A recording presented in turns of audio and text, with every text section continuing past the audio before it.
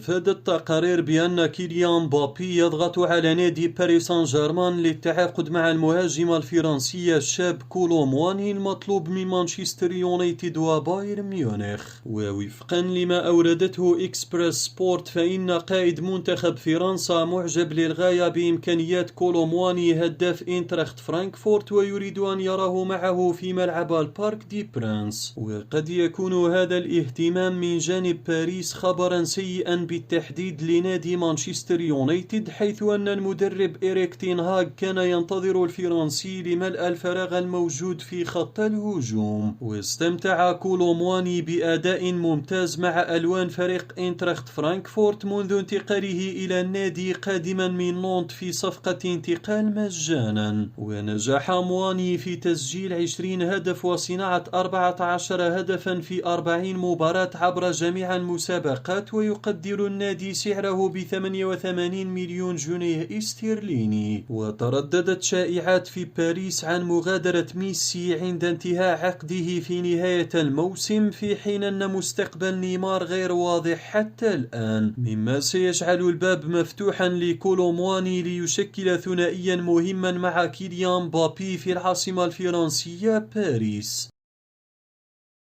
كشف تقرير صحفي عن موقف نادي نابولي من بيع نجمه الجورجي خافيتشا كفاراتسخيليا في الصيف القادم. وحسب ما ورد من موقع فوتبول إيطاليا فإن نادي الجنوب لا ينوي بيع اللاعب ويريد الاعتماد عليه في الموسم المقبل، ولكن رغم ذلك فإن النادي مستعد للاستماع للعروض التي سيتلقاها اللاعب كنوع من الاستكشاف لا أكثر. وكان كفاراتسخيليا قد انضم لنابولي هذا الموسم وله دور كبير في اقتراب الفريق من الفوز بلقب الدوري الإيطالي.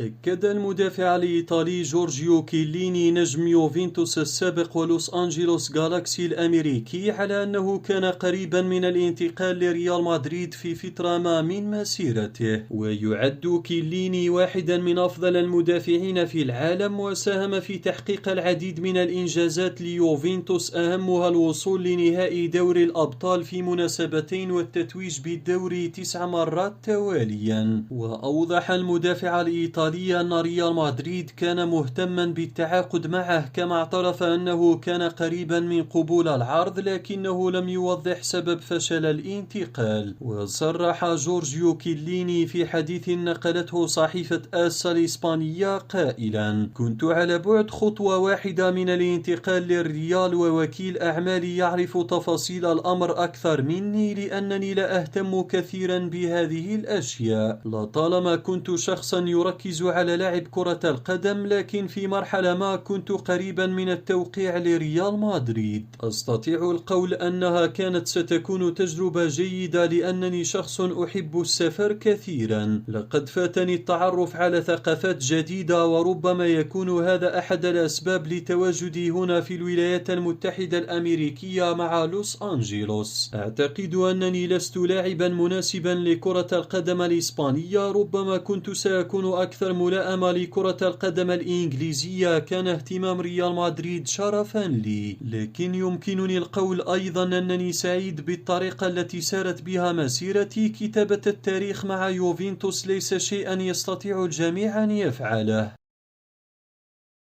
قرر اللاعب الويلزي السابق لريال مدريد غاريث بيل الرد على إمكانية العودة لملاعب كرة القدم بعد الاعتزال، حيث تردد مؤخرا أن مالكي نادي ريكسهام طلب من اللاعب المشاركة مع الفريق. وخلال تصريحات له لوسائل الإعلام تحدث غاريث بيل قائلا: أنا لا أفكر في العودة لممارسة كرة القدم في نادي ريكسهام الويلزي. حقيقة أنا مهتم أكثر بأن مالك النادي دعاني للاعب الجولف. أنا أستمتع بوقتي بعيدا عن كرة القدم. لقد بدأت في سن مبكر وشعرت أن الوقت قد حان للاعتزال. ويعتبر ريكسهام هو ثالث أقدم نادي في تاريخ كرة القدم، وأول نادي أنشئ في ويلز، وذلك في عام 1864.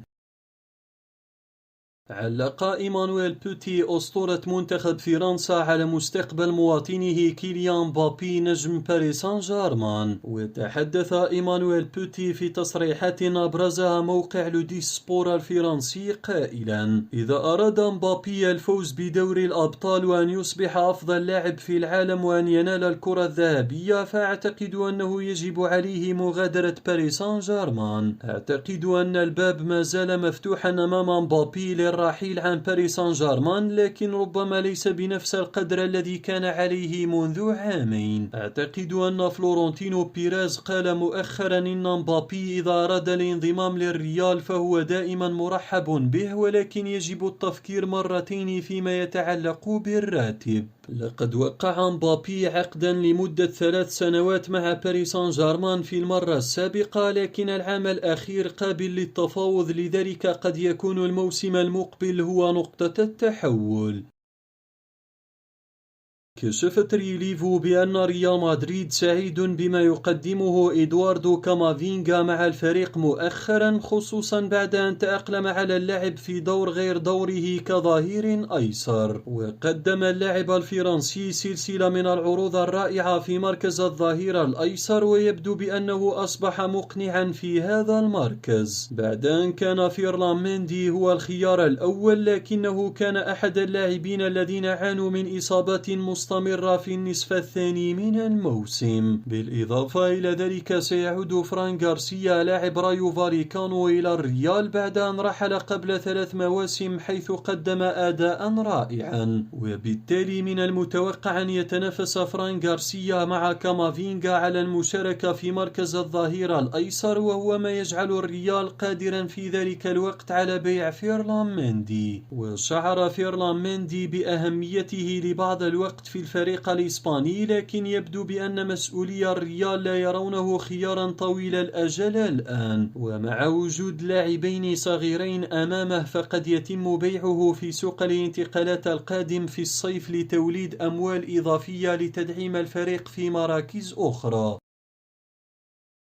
ما زال اسم محمد صلاح مطروحا للانتقال للدوري الإسباني الموسم المقبل رغم تمديد العقد مع ليفربول، لأن عدم التأهل لدوري الأبطال يفتح كل الاحتمالات في سوق الانتقالات الصيفي القادم. كما تتزايد الأنباء حول مستقبل المدير الفني الفرنسي زين دين زيدان وإمكانية عودته لريال مدريد ورحيل أنشيلوتي في نهاية الموسم. وحسب الناسيونال فإن الدول المصري محمد صلاح على رأس قائمة المطلوبين من زيدان حال توليه تدريب ريال مدريد بداية من الموسم المقبل. ويرى زيدان محمد صلاح كحل هجومي قوي مع فينيسيوس وبنزيما، كما أنه يريد التعاقد مع أمين غويري مهاجم ستاد رين صاحب 23 عاما. وأخيرا يريد زيدان الظهير الأيسر لفريق إيسي ميلان الفرنسي ثيو هرنانديز، والذي ينتهي عقده في يونيو